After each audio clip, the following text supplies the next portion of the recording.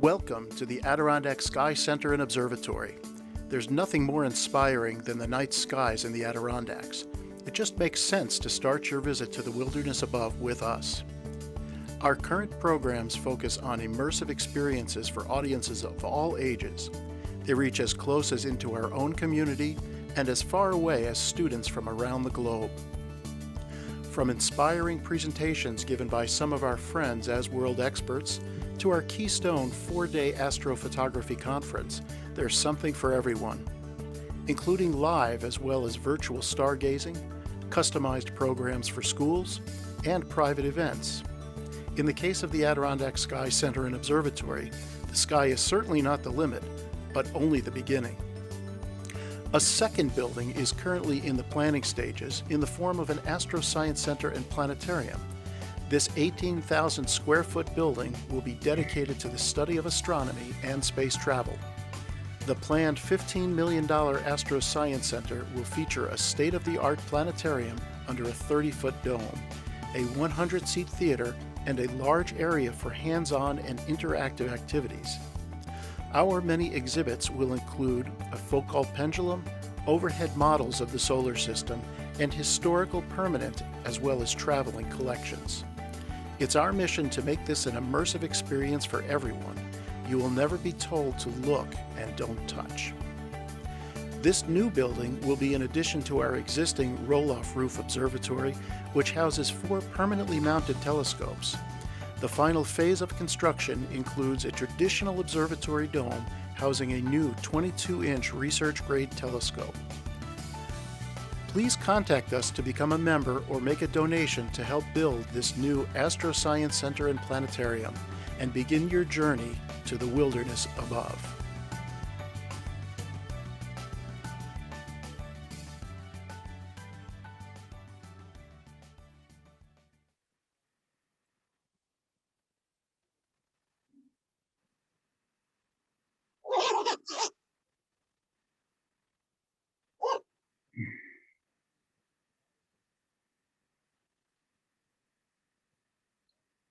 Hmm. Seth, I'm not hearing you. Here we are. Can everybody hear me Okay. now? I'm hoping. Okay. Yes. Well, I'll Okay. just say that one more time. We've got this great project coming about, the Astro Science Center here in Tupper Lake under our dark skies and the crossroads of the Adirondacks. This building, as I mentioned earlier, will include this planetarium, lecture hall, classroom, and all sorts of fascinating exhibits for all ages. A real hands-on opportunity, very immersive. So you'll be stunned every time you walk in, no matter how many times that is. So I hope you think about becoming a member and, even more importantly, making a donation so that we can get this thing built. And I'll be providing links for you for membership and contributions during the course of our lecture tonight. So a couple of other things I did want to mention also. If you haven't heard yet, we are going again. We skipped a year of our astrophotography conference during COVID, unfortunately, but we are back on for October 7th through 10th. That's the weekend of Columbus Day. And it's Thursday, Friday, Saturday, and Sunday. Monday, of course, is the Columbus Day. But as you can tell by this picture, and I'll point to some of these things, this is also a very immersive experience. We spend time out on the roll-off field there with either your equipment or use of our equipment and cameras. And our instructors are there right with you to help you either do polar alignment or get your exposures correct, or anything that that you might experience as a difficulty in imaging out on your own, which is really tough to do. We then go into a computer lab where we go through the processing of either deep space imaging, solar planetary imaging, or even wide field photography, such as this picture down in the lower right-hand corner of the Milky Way. So these are all of these pictures here are from our own astrophotographers or students of astrophotography. So that have attended this astrophotography conference. We've been doing it for a couple of years and refining it each year. It's customized to the group that's attending. So whether you're a beginner or advanced, you will certainly come away with a better grasp of what you're doing. So I'll provide a link for that 4-day immersive conference during the course of our lecture as well. Finally, before I introduce our speaker tonight, the State Theater in Tupper Lake is undergoing some difficulty with equipment, and it all needs to be replaced. So we are, as the Adirondack Sky Center and Observatory, holding a fundraiser on their behalf at the State Theater, and it's a free showing for 44 people because that's the capacity under the COVID restrictions of the theater right now. Hopefully that'll get back to normal. But our showing on Saturday, May 15th, beginning at 2 o'clock, is of Stanley Kubrick's 2001: A Space Odyssey, which I would be willing to bet not many people have seen on the big screen. And it's certainly an entirely different feeling than seeing it on a television as we might normally see it. So I'll provide that link, and I wanted to do it. You are the very first group that has access to the link. So the first 44 people who register on a Google form that I'll provide a link for in a little while will be able to attend that event. And of course, concessions will be for sale at the theater. There's no admission charge, but I'm sure that Sally would appreciate any contribution in the way of fundraising for replacing that equipment. So look for more information about that and a link as we get underway tonight. So finally, here we are. We are at our presentation. This is the last of our Orion series. We'll be picking up our Cygnus series again. We'll take a month off. We'll be starting again in July with our Cygnus series, and a full schedule of that will be published pretty soon. But look for that in the coming weeks. Again, microphones should be muted. We'll have a quick Q&A after the presentation. And as always, our presentation tonight will be available on our YouTube channel, which I will provide a link for you as well later on. So where is the water and where did it come from tonight? Our guest speaker, Michael Adler, who graduated from MIT in 1971 as a PhD in the area of solid state physics and worked at General Electric from 1971 until his retirement in 2000. Since retirement, Mike has been active with the Institute of Electrical and Electronics Engineers, the IEEE, which is the largest technical society in the world, including being its president in 2003. Mike recently combined his hobbies of astronomy and photography and is taking astrophotography images using his 6-inch and 20-inch telescope in Wyoming. Mike has been giving talks, including to us, on a number of topics in astronomy, geology, and travel to groups in New York and Jackson. And he plans on joining us for our astrophotography conference this coming October. So without any further ado, welcome, Mike, and take it away. All right, thanks so much, Seth. I'll share my screen here, and we'll get started. All right, I got to go back.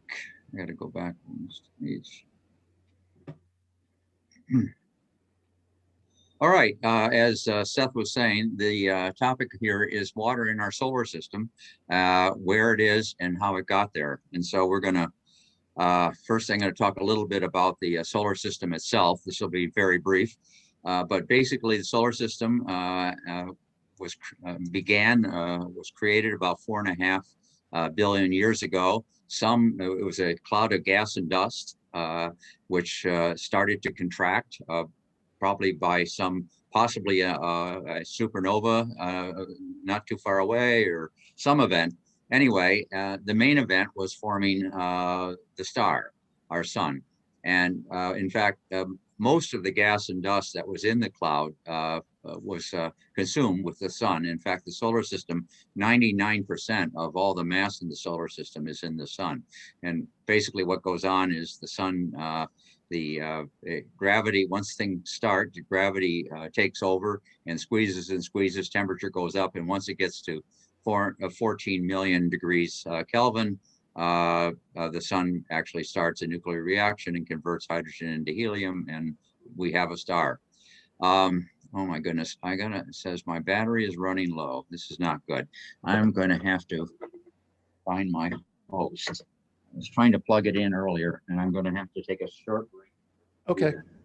While you're doing that, Mike, I can just point everybody's attention to the links that I put into the chat.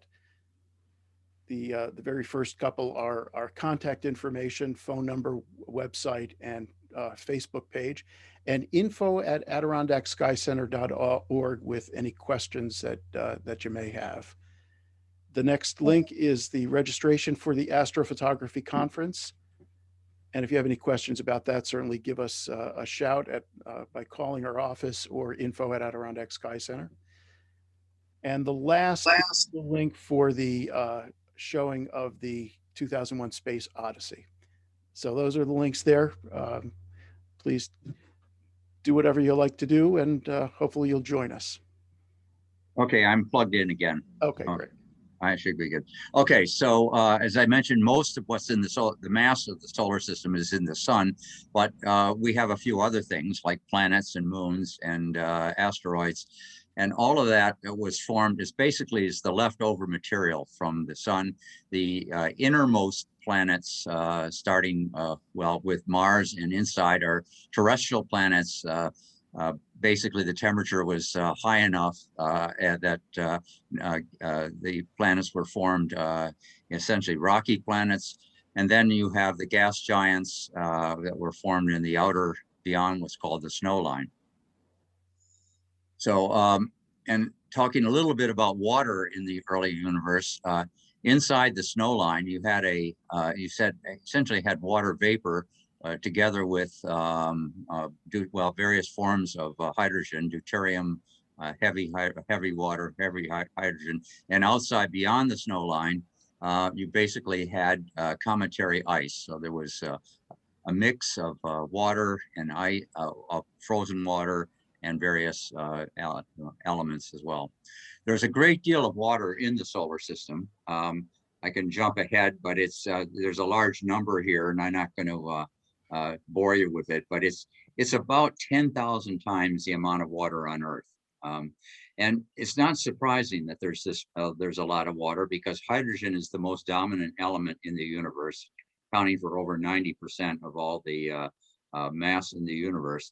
And hydrogen is easily oxidized and forming water.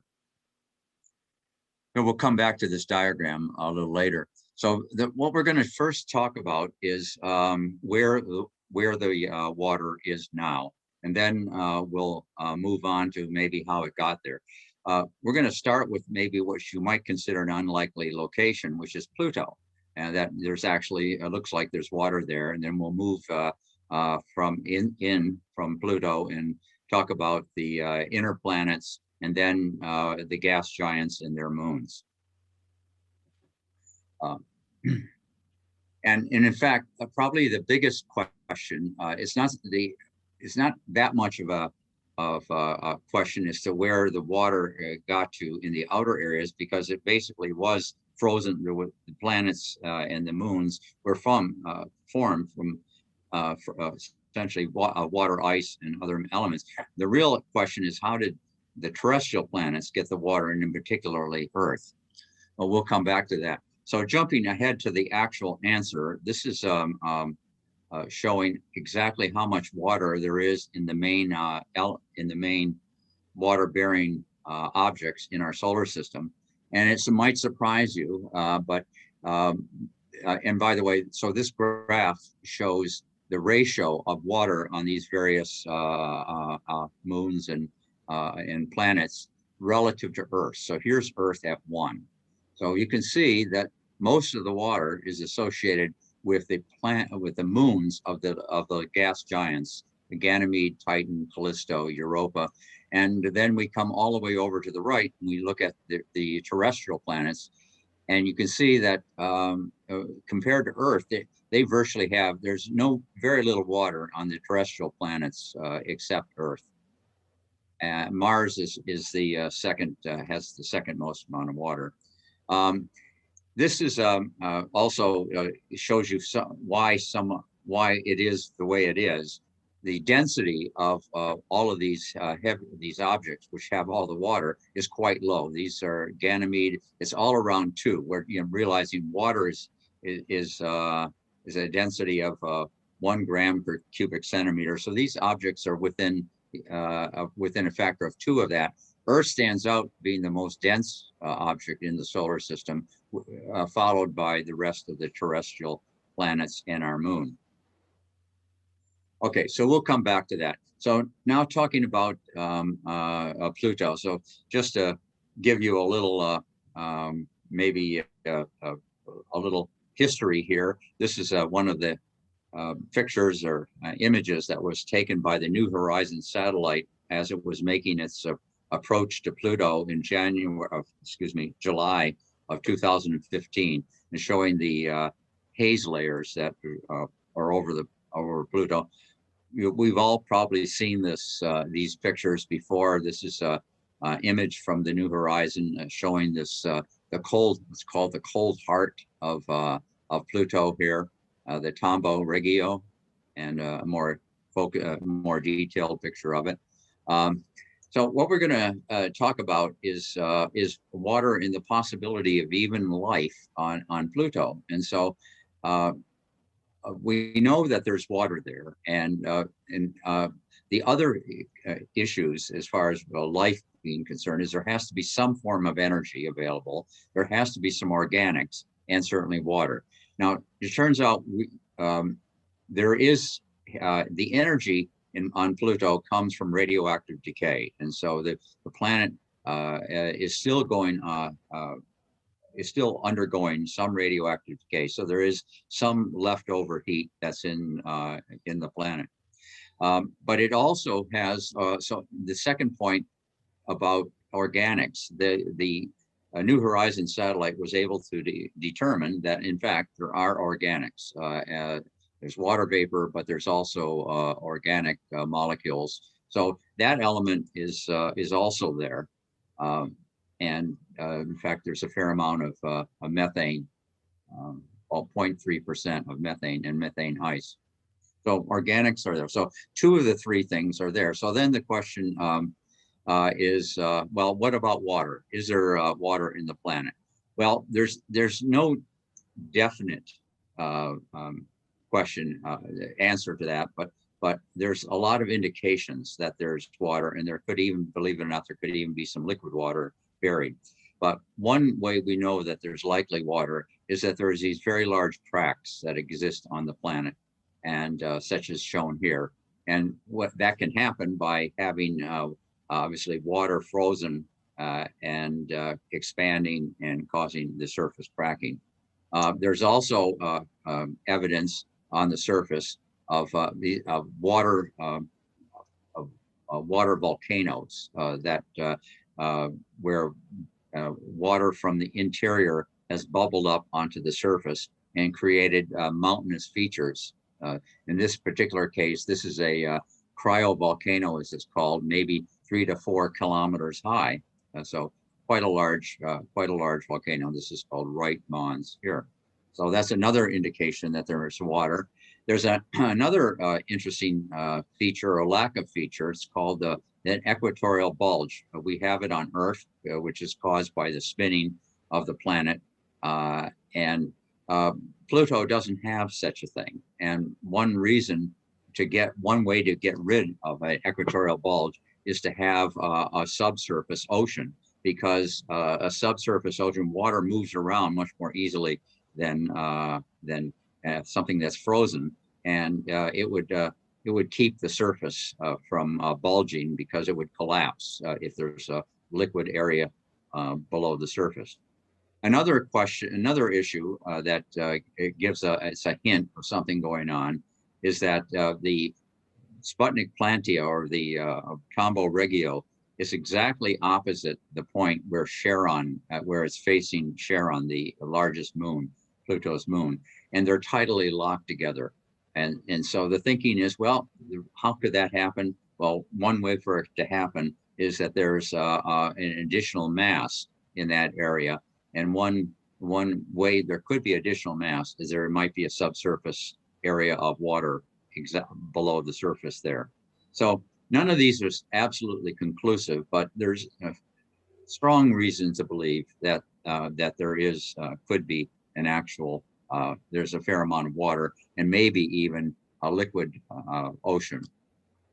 And so, and in fact, I am not going to take the time to discuss it, but there are various theories as to how something could actually remain liquid on an object that far away from the sun all these years, if there was an insulating layer that essentially kept a buried ocean from freezing over. So this is a cartoon that shows what very well might be the case in terms of the cross section of Pluto. And by looking at the density of Pluto, it's the feeling based on a density of 1.9 grams per cubic centimeter, that Pluto is probably made up of about 30% water or water ice. And even though it's a small object, this is a lot. This is a big fraction of its total mass. And it amounts to 1.5 times the amount of water on Earth, on Pluto. If it was spread uniformly around the planet, it would have a depth of 1.7 kilometers. And this is called a global equivalent layer of water. And we're going to use that metric for the other objects as well. So we'll be comparing the global equivalent layers of the various objects in our solar system as we go on. Now we're going to turn to the planet that probably there's been more study on than any other planet in the solar system, that's Mars. And there's no question that there's water on Mars. This has been, this particular picture here is a image that was taken by the ESA, the European Space Agency's Mars Explorer Express orbiter, which is actually, it's an old, it's still there. It was launched in 2014, but it's still there and working. And they've shown that on the this particular case, this is the South Pole, that there is definitely water ice at the South Pole, which extends quite a ways away. In fact, there are vast plains of permafrost that have been detected. And when you add it up, this is done by NASA, and I should mention that this there are references that are buried underneath this talk, which give you the actual reference to the data that's used in the talk. But NASA estimates that there's a global equivalent layer of 11 meters of water just from this source alone, from this the water that's on the South Pole. Then turning to the North Pole, this is some data that was taken by the Mars Reconnaissance Orbiter. This is a U.S.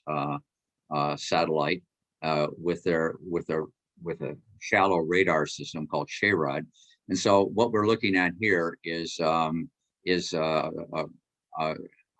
the North Pole, and it's looking at a radar image. And from there's a layer that gives a reflection that shows that there's probably 2 kilometers of water buried underneath the North Pole. And when you add this to the amount of water we just talked about, you now have a global equivalent layer of 23 meters. So it adds an additional 12 meters of effective water. For those who want to see what the number is, this turns out to be 1.7 million cubic kilometers of ice. Okay, and then in addition to that, the same instrument, the same radar unit on the reconnaissance orbiter has now detected water in more temperate parts of the planet. And this adds an additional 5 million cubic kilometers to the total. So we now have an estimate of a global equivalent layer on Mars of 35 meters. And, and then in addition to that, there was a recent article that was done in 2018 in Science magazine that shows data from, again, the European Express Orbiter radar. And it shows what this graph here is showing a radar image. And this red line is the reflection from the surface. And it shows that in this area here, they're actually getting a reflection from areas that are 1.5 kilometers below the surface. And the radar reflection is actually stronger than the reflection right from the surface. Pretty strong indication that there might very well be buried water at that point.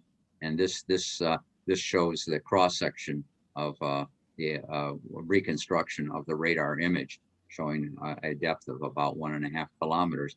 And they've done some additional analysis of this, and we're able to measure using the radar data the dielectric constant, and it shows us it has a very high dielectric constant, indicating that not only is there possibly water, it might be actually liquid, because a high dielectric constant is indicative of that. Anyway, so that says yes, there's water, and there's no question there's water on Mars. Now then the question is, well, what about the past? Could there have been more water in Mars's past? And the short answer is yes, probably a lot more water. And one way in which they determined this is to measure the deuterium to hydrogen ratio. Now, deuterium, as I mentioned earlier, is heavy water. And the red line here is a measure, it's various data points of measuring of the deuterium to hydrogen ratio. One is the level of deuterium to hydrogen as on Earth. It's normalized, and it from data that was dated all the way back almost to the beginning of the solar system, 4 billion years. This is the axis here is time before present. It shows that there once was a time where Mars probably had a deuterium to hydrogen ratio similar to what Earth has. And there's been measurements, various other measurements that are dated to, in this case, by the Curiosity rover, and we have very recent data that shows a very high deuterium ratio, as high as 8. And when you invert this curve, what that indicates is that with when the deuterium ratio was low, there was probably as much as 6 times more water than there is at present. And so this blue curve shows the change of the amount of water on the planet as a function of time. And that tracks, because what happens is when the light water, regular water, is has less mass than deuterium, because deuterium has an additional a neutron on it, and so it's essentially so it's twice there's twice 2 nuclear particles. It's much heavier, and it's more preferentially kept by the weak gravity on Mars. Traps the deuterium, whereas it lets the regular water escape into space. And so there was likely, as I said, as much as 6 times the water that's currently present. And this would translate to a global equivalent layer of several, well, if you 6 times 35, so that's over 200 meters of equivalent water level. And and people have analyzed where that water might have existed on the planet. And this is an image showing how it might have filled in, because we know pretty much what the topography of Mars is based on all the data that have been taken. And it would actually occupy 19% of the Martian surface. So there might have been oceans. And this compares to, like, on Earth, the Atlantic Ocean occupies 16% of the surface area of the Earth. Or so this is on the order of the same amount of area on Mars. And then the question is, well, what happened to the water? And the short answer is a lot of it evaporated. And this shows pictures of what the planet might have looked like from 4 billion years to present, which now we have the water that we've talked about earlier, but it was gradually lost. But there's some additional, there's some additional data that suggests that actually there might still be a lot more water that is trapped in the crust of the planet. And there was a recent article in Science just this April that suggests that there might be a lot of buried water that is locked up as hydrates in the crust of the planet, possibly amounting to an equivalent layer of 1,500 meters. This process has happened on Earth as well, where there's a fair amount of water. We'll talk about that later, that is trapped on our planet. But on Earth, because of the existence of plate tectonics, where the plates move around as a function of time, there's a mechanism for this hydrated water to be released. Whereas Mars, no other planet in our solar system has plates that move like they do on Earth. And so all this water, while it might be there in the crust, there's no mechanism for it to ever be released. Okay, so now we have to talk about water on Earth, and I'm going to leave this and make this very brief. But basically, the oceans contain 96.5% of all the water on the planet.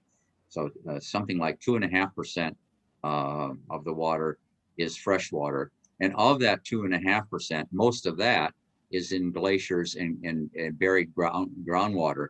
And surface water accounts for just 1% of that 2.5%. And this is the water we basically use on our planet. This adds this to come up with a number. It turns out this amounts to 1.4 billion cubic kilometers of water, which when you spread it out as a global layer on the planet, it comes out to be 3.7 kilometers a layer thick if we spread our water out uniformly. Now, interestingly enough, this is only 1% of the water in the solar system major bodies. So while this is a lot of water, it still is only 1%. So in other words, elsewhere in the other bodies in our solar system have over 99% of the water in the solar system. And if you include the water in the outer belts, Kuiper and Oort belt, this is only 0.01% of the total water in the solar system. Okay, so just jumping ahead to one of the other, our sister planet, Venus. Venus basically has no water. Well, it's not quite zero, but it's pretty close to zero. But the thinking is that it may very well have started out having very similar amount of water as exists on Earth. And what happened to it? Well, Venus, because of its closeness to the sun, went through what's called a runaway greenhouse effect, where effectively all the water that was on the planet evaporated and was lost to space, outer space. And this one runaway greenhouse effect is something that will probably eventually happen to Earth as well. As the sun gets hotter, we're probably going to lose ultimately all the water on the planet. In addition to having no water, Venus has an atmosphere, and most of that atmosphere is CO2, and that atmosphere has a atmospheric pressure that's almost 100 times higher than the pressure on Earth. You know, on Earth we have an atmospheric pressure of 13 pounds or 14 pounds per square inch. Well, on Venus it's 1,350 pounds of atmospheric pressure, a lot. And so and frankly, it's probably a similar amount of CO2 on Earth, but in Earth, it's trapped in the oceans and in the crust. But on Venus, there's no plate tectonics. All the CO2 is in its atmosphere. So when you estimate the amount of water and use this metric of the global equivalent layer, the global equivalent layer on Venus is only 34 millimeters. And what water there is likely is some vapor that's still in its atmosphere. going to the other terrestrial planets, Mars has, as I mentioned, has a global equivalent layer of about 35 meters, but this, as a ratio of the water on Earth, is 0.004 times. So it's a small fraction of the amount of water on Earth. And Venus has a pitifully small amount of water, and Mercury even less. But there is some water on both on Mercury, and that's been observed. Probably some forms of, believe it or not, ice that may be in the shadows of some of the craters. There's been recent interest in water on the moon because the thinking is that maybe for future space travel, people would like to be able to take the water that was on the moon and use it possibly to make additional rocket fuel that could be used to explore the outer solar system. Well, when you estimate the amount of water that's been observed, it works out to be about 600 billion kilograms of water ice. And then you add the water in the that's in the polar region, and then additional water in the craters. This translates to about one cubic kilometer of water, which is a member of mine. I said it was what 1.4 billion cubic kilometers of water on Earth. Also, this is a tiny fraction of the water on Earth, but there is some water on there. And 1 cubic kilometer of water is a lot of water, but it's spread out, and it has a global equivalent layer. You see a fraction of a millimeter. Okay, so now we're going to talk about where the water is, and most of the water is. First, we talk about in the asteroid belt. Ceres is the largest object in the asteroid belt, and it's about 2.6 times smaller than Pluto. So it's actually considered a dwarf planet, and it has about 1/3 of all the mass in the asteroid belt is in this one, is in Ceres. The recent Dawn mission spacecraft studied Ceres in some detail, and it's estimated that Ceres has a density of about 2 grams per cubic centimeter, and when you work that out, it translates to about 25% of the content of the planet is probably water and water ice. And this is just a cartoon showing that the core is probably some hydrated silicate material with a possible layer of which might actually be salty water, and then a surface layer, a frozen surface layer. And when you translate all of that, put all of that together, it comes down to about 35 kilometers of a global equivalent layer of water on Ceres. So now we'll talk about the moons of the gas giants. So if you remember the graph I showed, this is where most of the water is in the solar system, and the moons themselves contain about 95% of the water in the solar system main bodies. And first, turning to moons of Jupiter, Europa is the poster child for search for life in our solar system. And there's lots of evidence of water on Europa. For one thing, there are all these cracks, and these cracks are thought to have been formed by tidal effects. Because what happens is the moon's Jupiter has an extremely strong magnetic field, gravity field, because of its size, and none of these moons have exactly circular orbits, and so as they rotate around the planet, they get squeezed differentially during their various places on the orbit. And this causes this cracking to occur. But when analyzed more carefully, the feeling is that these cracks don't all it isn't just tidal cracking. There's likely a buried layer of water that's underneath the surface. And in addition, there's Europa has a magnetic field, which is believed to be caused by an ocean of salty water that is actually moving and creating a magnetic field. But unlike Earth, Europa's ocean is not on the surface, as you might imagine. It's buried below probably a 15-mile thick surface layer, and in fact, there's been Hubble has seen evidence of water venting into space from Europa, and this just is a cartoon showing that you have tidal heating that causes various volcanic activity in the core of the planet, and this can actually result in cracking of buried ocean and cracking of the surface and actually venting. So the estimate is that that Europa is about 25% water and 75% silicate rock, and translates to a global equivalent layer of 120 kilometers of so quite a thick layer of water, and actually 2.9 times the amount of water as on Earth, just in this one moon.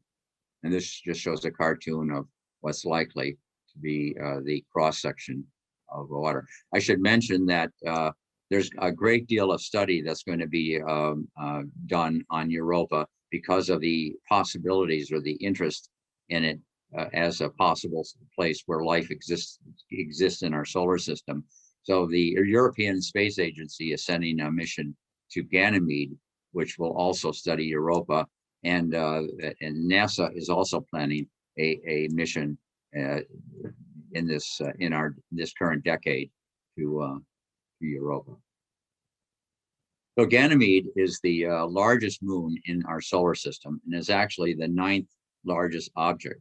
It's actually bigger than the planet Mercury, although it's only 45% is massive, because its density is low, and it's made up of a lot of water. In fact, as you saw earlier, it has the most water in our solar system, and the estimate is that there are various layers of different forms of water ice on Ganymede, including a likely buried layer of salty water that's present. And the reason they believe that there might very well be a layer of liquid water is that the aurora, it turns out Ganymede actually has an aurora, and the aurora changes as the planet or the moon orbits Jupiter, and the change is believed to be caused by water moving as the planet orbits, as the moon orbits the Jupiter. So the estimate is that Ganymede is 60% silicate rock and 40% water, and it has a level of water 27 times the amount of water as Earth has, and a massive global equivalent layer of 380 kilometers. Okay, so moving on to the moons of, well, I'm only going to, the moons of Saturn. Enceladus is also a very interesting moon. It's a small moon, but it's extremely interesting. This shows a picture that was taken by the Cassini spacecraft in 2015, showing a very highly reflected surface. And so it's extremely cold because it reflects a good deal of the actual light that the sun that's hitting from the sun. Its temperature may be only reaching minus 324 degrees Fahrenheit. This is a very famous picture that was taken by the Cassini spacecraft showing geysers, and there's been an estimate that it may be as many as 100 geysers on the moon, emitting something like 400 pounds of water vapor every second.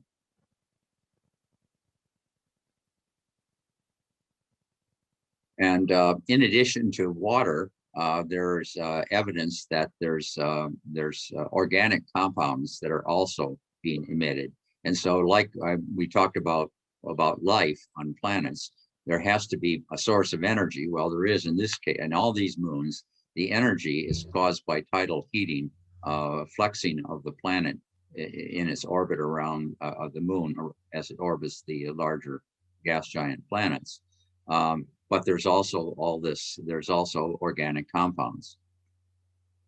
And these are some pictures that, again, were taken by Cassini, showing the North Pole and the South Pole. And these are the famous tiger stripes on the South Pole. And this is where the actual where these plumes were photographed, showing these volcanoes of venting gas. And this is a cartoon showing how all this happens, much like it occurs in our on the Earth, where you have heat from the core causing water to be pressurized and then vented through cracks in the surface. But in the case of these planets, the heating is caused by tidal heating as the moon orbits these planets. So the estimate is that there's probably a buried ocean that is maybe as much as 30 kilometers below the surface, and in fact the ocean is the ocean is maybe actually 30 kilometers deep, so very deep ocean below the surface of Enceladus, compared to our average depth of the Earth's oceans of only 9 kilometers. So water on Enceladus is estimated to be 60% water, but it's a very small planet. So its equivalent layer is it has a equivalent layer of 42 kilometers. It has a fraction of the amount of water at an Earth, only 0.027 times the amount of water in it, because it's small. Whereas unlike Ganymede, which is huge, so it had 27 times the amount of water on Earth. Enceladus, well, it has a very thick global equivalent layer, but it only has a small amount of water. But it's a very interesting planet or moon because of the possibility that it might actually have, almost certainly has liquid water, because we're seeing the venting, and it might be a source of possible life buried underneath the surface. Okay, so moving on to the second largest moon in our solar system, Titan. It's actually bigger than Mercury too. So here's two moons that are actually bigger than one of our planets.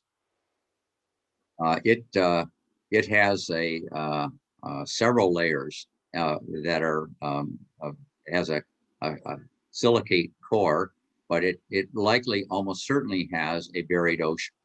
And we know that because the surface of Titan is seen to actually rotate and move and shift as it rotates around Saturn by about 19 miles. So it says that the surface is not connected solidly to its core, and and this would be caused by a buried liquid layer buried liquid layer. But the other interesting thing about Titan is it has an atmosphere. Now, its atmosphere is like on Earth. It's largely nitrogen, but in fact it has its atmospheric pressure is very similar. It's about 50% higher than on Earth. But instead of having water vapor in its atmosphere, it has it has methane and ethane atmosphere, and there are storms and weather patterns on the planet, on the moon, that result in very similar weather patterns as we have on Earth, except it's not raining water, it's raining methane. And it also is the only it has this distinction of being the only of the moons that actually has a significant atmosphere. And these are some pictures that were taken again by the Cassini spacecraft, showing some of the surface areas. So that's another feature of Titan. There are actually surface areas, liquid surface areas oceans on the planet. And they're mostly on the North Pole area, but these are not water, of course, they're methane and ethane. And this is just some of the beautiful imaging that was done by the Cassini spacecraft.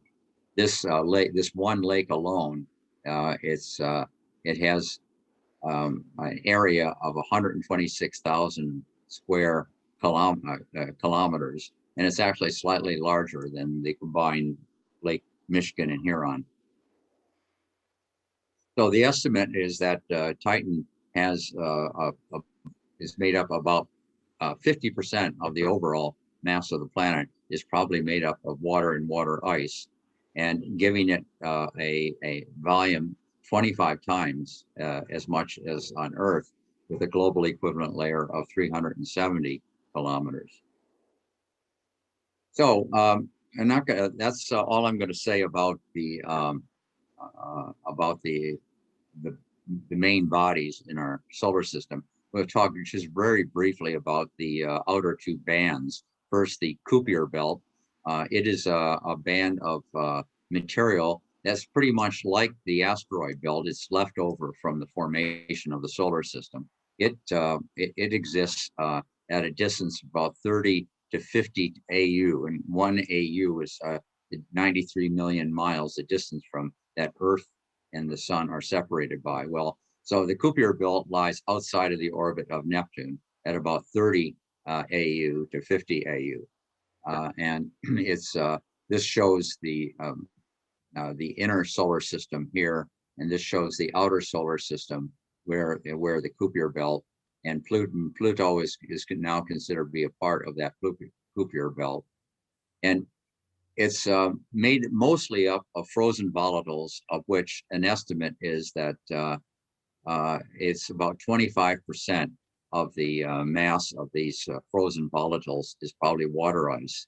And when you put it all together, it contains about 70 times the amount of water on Earth, but it's not on a single body. Of course, Pluto is one that has a fair amount of water, but when you add it all together, it comes out to be 70 times the amount of water on Earth.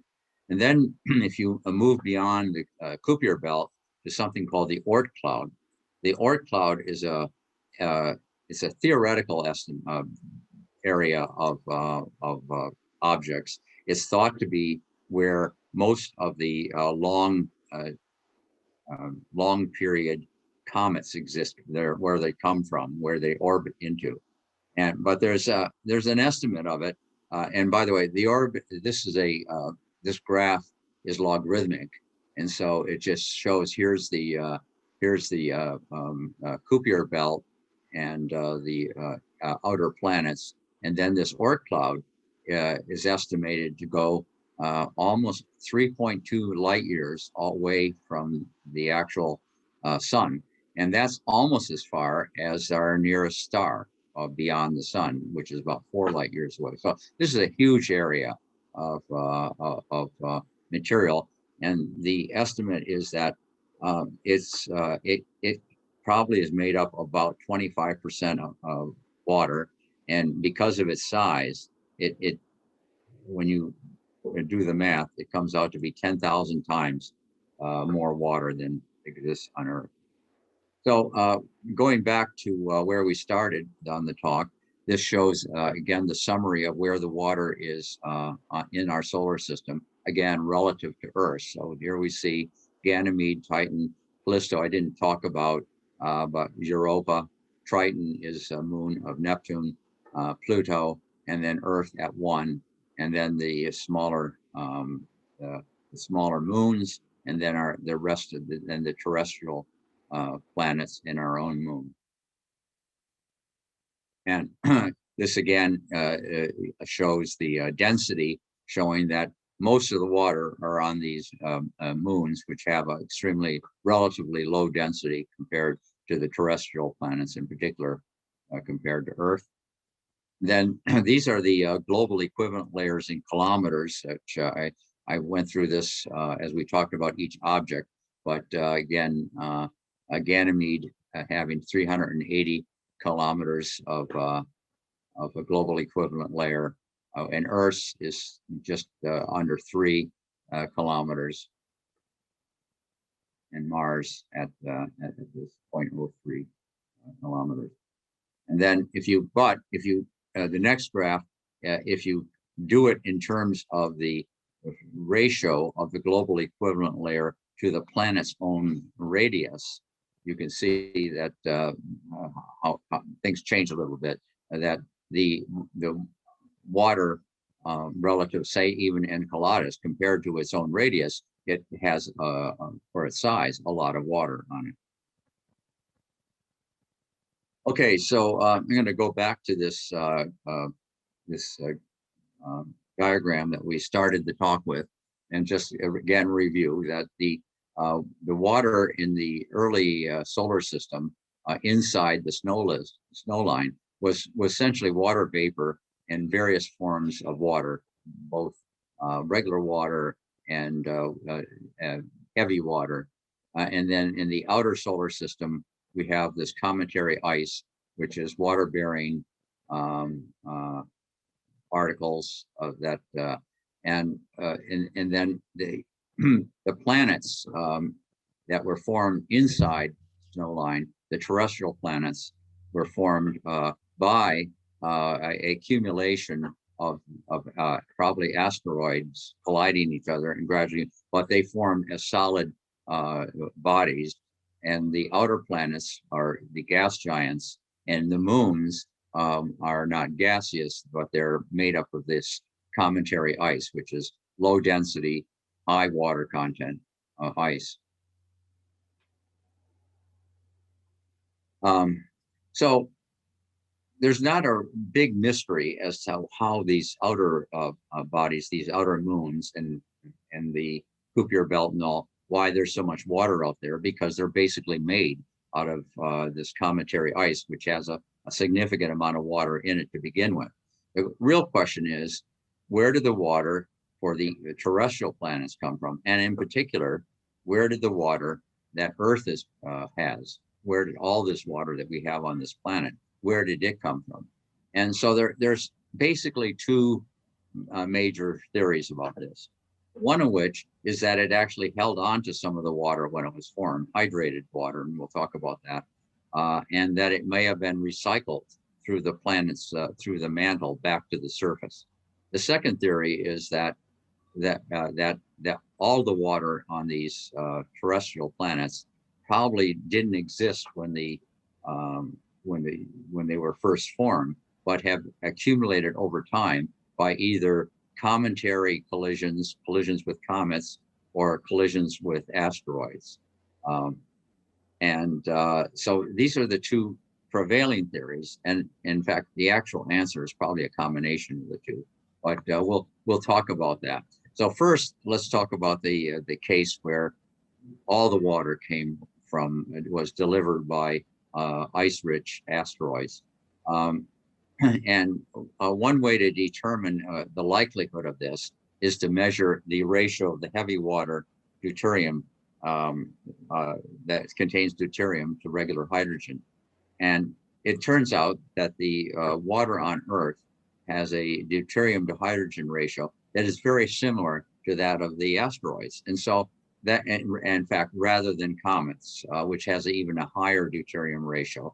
So it's likely that most of the water, the water on Earth, the Earth could have come from asteroids, because at least the deuterium to hydrogen ratio is very similar to what came from asteroids. However, there's evidence that was less deuterium on the planet than it has now, and the early Earth had less. And in fact, recent models, which I'll briefly show you about, suggest that the Earth may have retained a lot of the hydrogen as it was formed in form of hydrated elements in the crust and in the core. And this is a cartoon, which I'm not going to go through in detail, but basically it just shows that it just indicates a process by which these asteroids, collisions of asteroids together, gradually built up into larger and larger sizes. But while the buildup was occurring, this was all happening close to the sun, and so additional water vapor that was present in the inner atmosphere would have accumulated. And it turned out the water vapor in the hotter areas has a lower amount of deuterium in it than it does in the further areas out beyond the snow line, which the asteroids had a higher deuterium ratio, but the deuterium. So as the planets were formed, the terrestrial planets were being formed, they would accumulate additional water vapor into its makeup, but this water vapor had a lower deuterium ratio than came from the asteroids. And in fact, the estimate from this particular model is that there could be actually 2 oceans of water in the mantle, that is in terms of hydrated material, and maybe as much as 5 oceans of water in the core.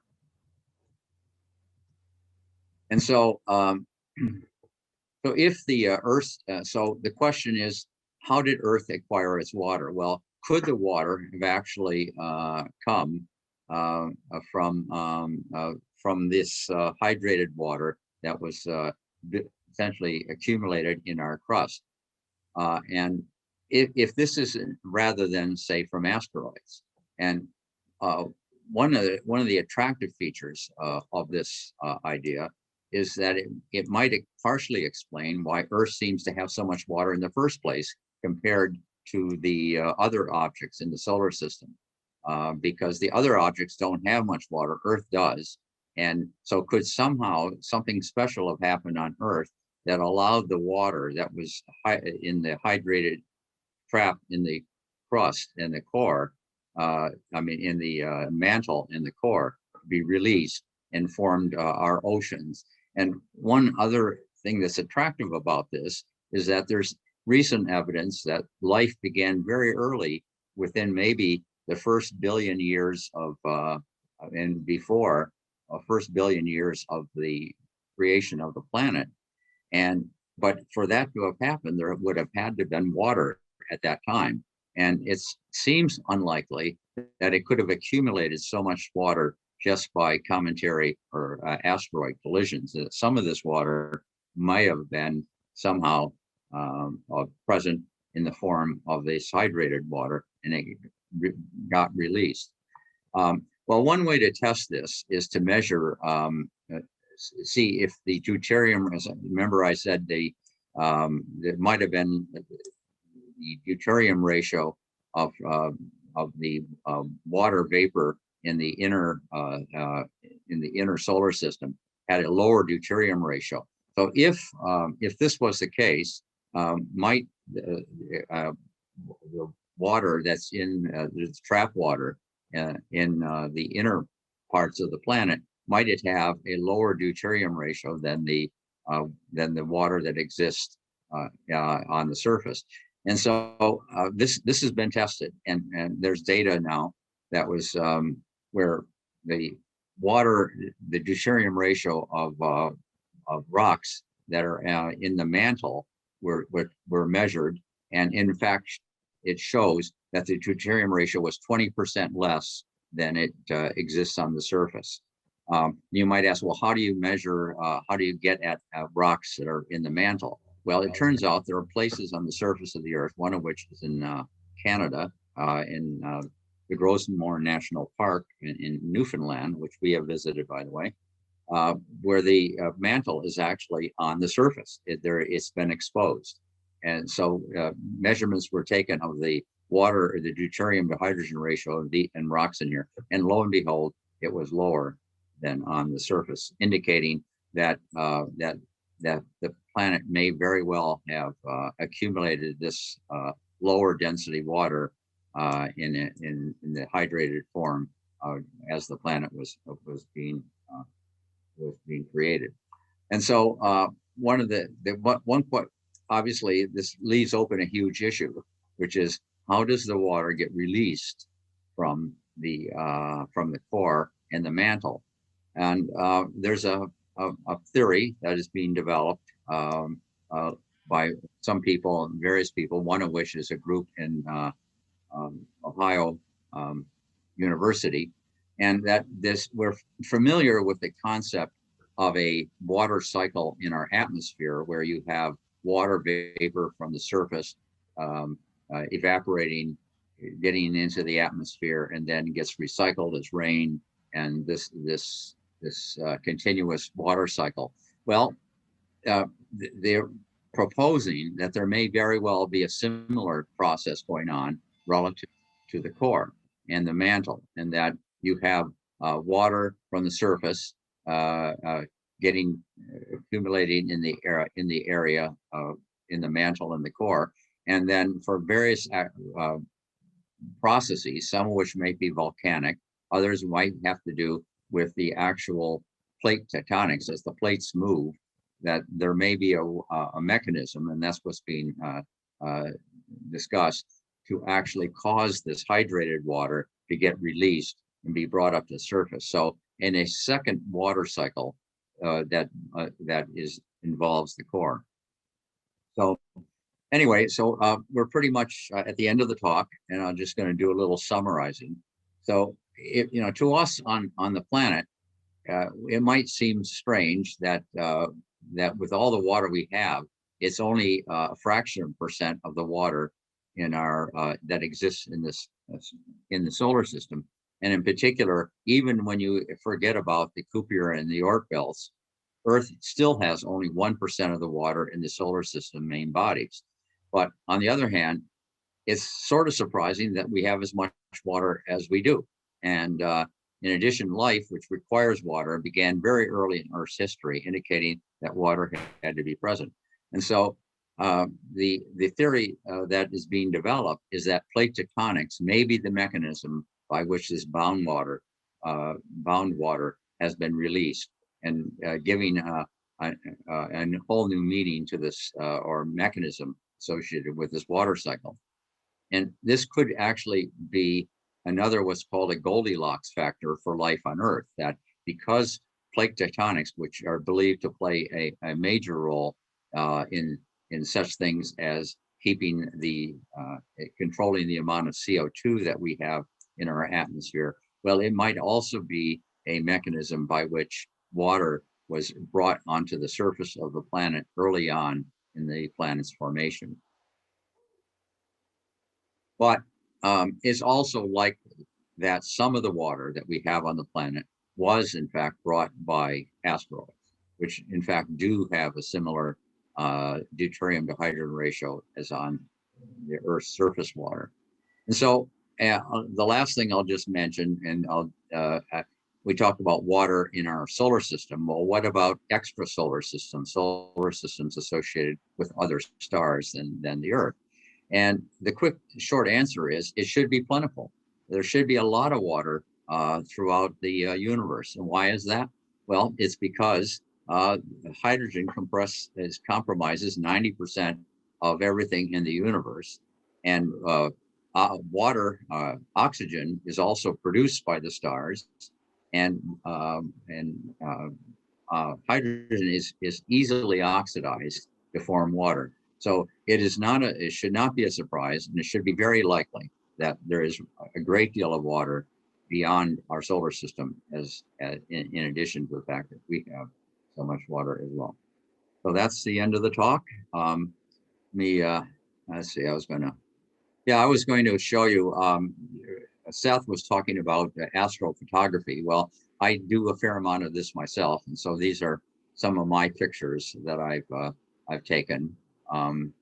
This is I have a 20-inch telescope, and I also have a 6-inch telescope, as Seth mentioned, and I even have a 12-inch, and all of them in my observatory in Jackson, Wyoming. So these are just some of my images that I've taken.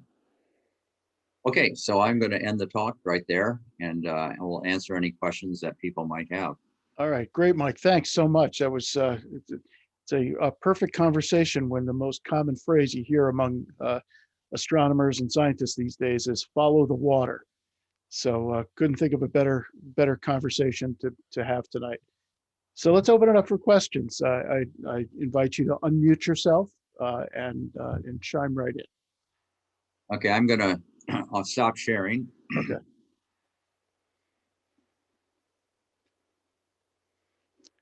Mike, I'll kick things off with just a general question. Why do you think, or why is it that Earth got the unique distinction of plate tectonics as opposed to any of the other planets? Well, for one thing, it does require water, and because plate tectonics, the surface is really moving that whole process requires the crust to have a fair amount of water in it, because that's the lubricant that allows the plates to move.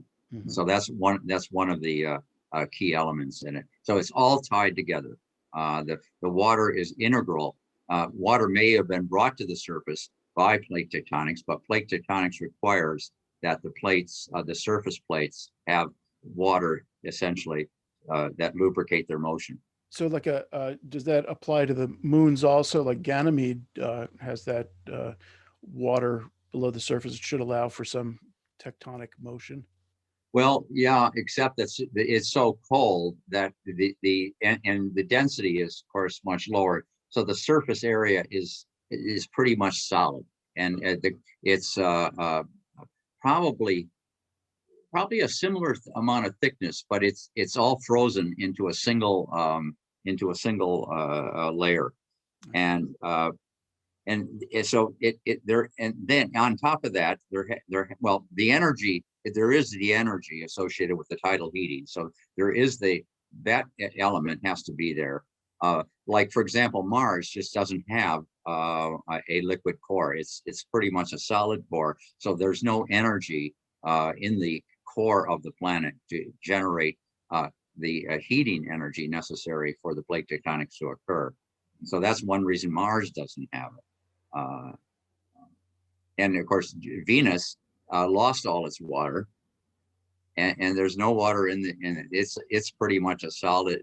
It might have a liquid core, but there's no water in the planet itself. So we're kind of we have the heat associated with our core. We also have water, and so it's that combination that allows the plate tectonics to actually happen. Gotcha. All right, I'll step aside.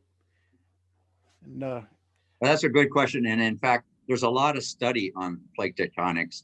And one of the big questions that comes, and this is in the various times I've given this talk, there's been a discussion. Well, could plate tectonics have begun early enough to cause the water to be released in the first billion years of the life of the formation of the planet? And we're finding, so there's various theories about that, and it seems like there's more growing evidence that plate tectonics might have begun earlier and earlier. At some time, it was thought to be later than 3 billion years ago. Recently, but that time frame is being pushed back earlier. So as more evidence is accumulating. Okay. All right, what else is out there? Anybody? Does the water have anything to do with the color of the stars and the planets? Yeah, I think there's definitely water vapor. For example, in Jupiter, there's water. I never talked about, no one asked, and I didn't mention. What about water in the gas giants themselves? And there's not likely to be a lot of water, but there is strong evidence that there is water vapor in the outer layers of the gas giants. And so some of the color that's in Jupiter, for example, is undoubtedly related to the presence of water vapor. You know, Mars's surface there's no visible water on the surface of Mars. What water there is either in its crust or in buried layers. And so there's no evidence of any color associated with water on its surface. But so you have this red Martian planet with the red color to it, with no surface evidence of any water. Michael, I'd like to ask about this this location in Nova Scotia. Did you say where there's mantle rocks on the surface? I mean, mantle's really deep. How does that even happen? Yeah, well, it's plate tectonics and erosion, and so there, Newfoundland is a center that is on the edge of North America, and we once had a situation where, let's see, about 80 million years ago, there wasn't an ocean. The Atlantic Ocean didn't exist, and the European continent and the North American continent collided, and that collision occurred about 400 million years ago. And in the process of that collision, these plates, it resulted in this movement and uplifting of the surface of the buried surface. It's not the only place on the planet that the mantle is on the surface, is exposed, but it's one of the few places. But it all goes back to its history associated when the previous Atlantic, it was called the Iapetus Ocean, when it disappeared, and you had the European continent. And Newfoundland is very interesting in that regard, because that part of Eastern Canada has parts of Africa. There's rock that was identified as rock that was once part of Africa that is now part of Eastern Canada. And there's parts of Eastern Scotland, Great Britain. When the Scots say they're different, well, they are. In fact, pretty much all of Scotland was once a part of North America. So when this collision occurred, and then when the continents separated again, forming the Atlantic Ocean, stuff that was once on one side got stuck to the other side, and so we have that process. But it was all related to that particular collision that caused that particular uplift and brought the mantle up to the surface. Yes, that explains why my Scottish relatives don't communicate with me anymore. Yeah, I was going to say, when the Scots say they're different, they really are, because all of Scotland, right at Hadrian's line, that suture right there is where the division occurs. And the rock in Scotland is totally different than the rock elsewhere in Great Britain, and is very similar to the rock of Eastern Canada. So what was the name of that park that you mentioned then in Newfoundland? It's called Gros Morne. It's a national park. Gros Morne, yeah. And it's about halfway up the west coast of Newfoundland. Newfoundland is kind of a triangular shaped province, the island of Newfoundland, and it's about halfway up the west coast. They're really beautiful places. Thank you. Yeah, we've been there.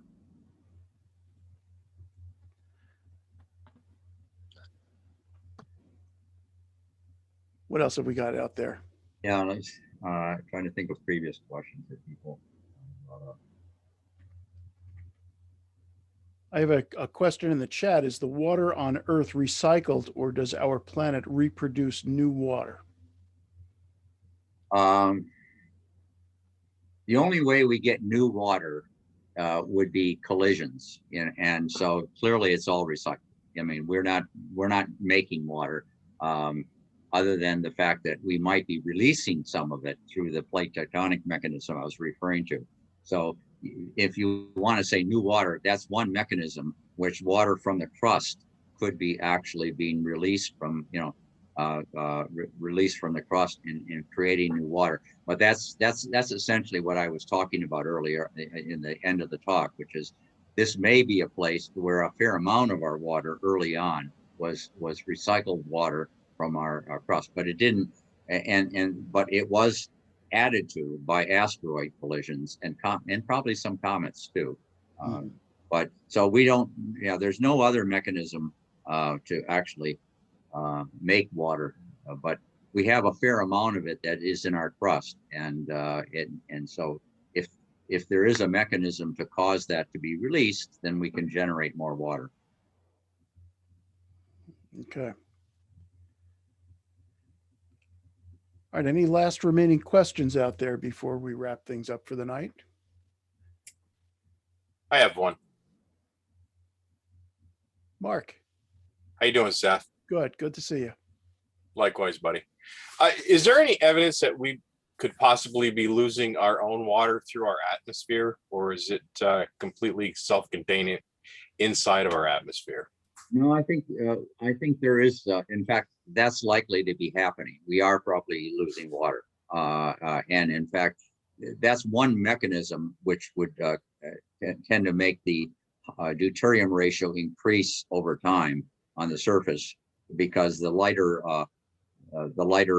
water vapor, the regular hydrogen water vapor, is more likely to escape. But we just happen to be having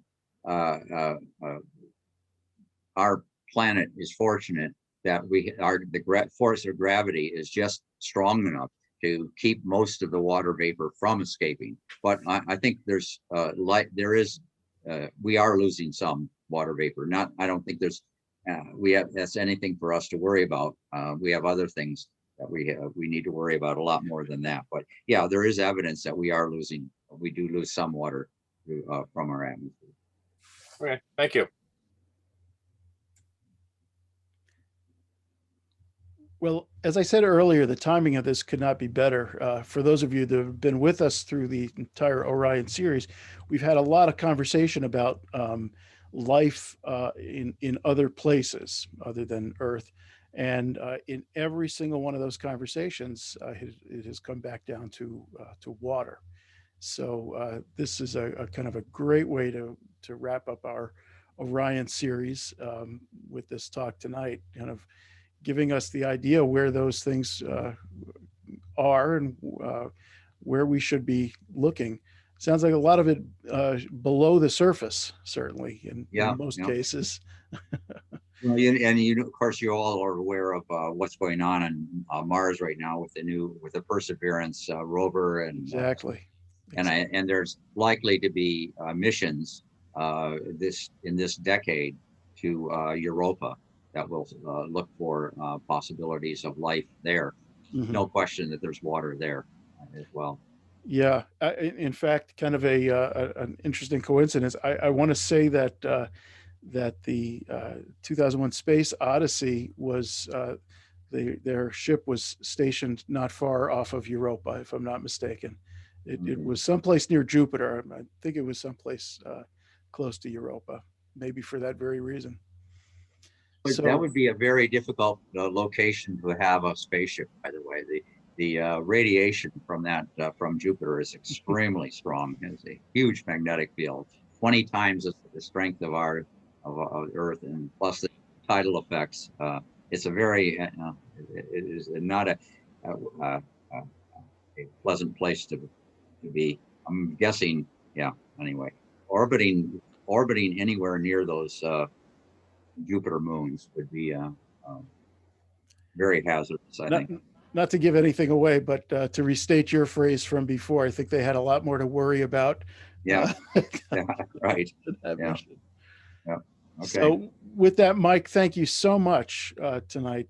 This was great and just taught me a whole heck of a lot, and I'm sure everybody else too. So I want to thank you very much for doing this again for us. Look forward to seeing you at our astrophotography conference in October. And you who might join us for that, you can meet Mike in person at that point. So with that, thanks everybody. You have the links to everything in the chat area. our contact information, registration for the astrophotography conference, membership and donation information towards our Astro Science Center, and a link to the a free ticket for our free showing of 2001: A Space Odyssey on May 15th. So thanks everybody, and we'll see you again for our Cygnus series beginning in July. Clear skies to everybody. Good night.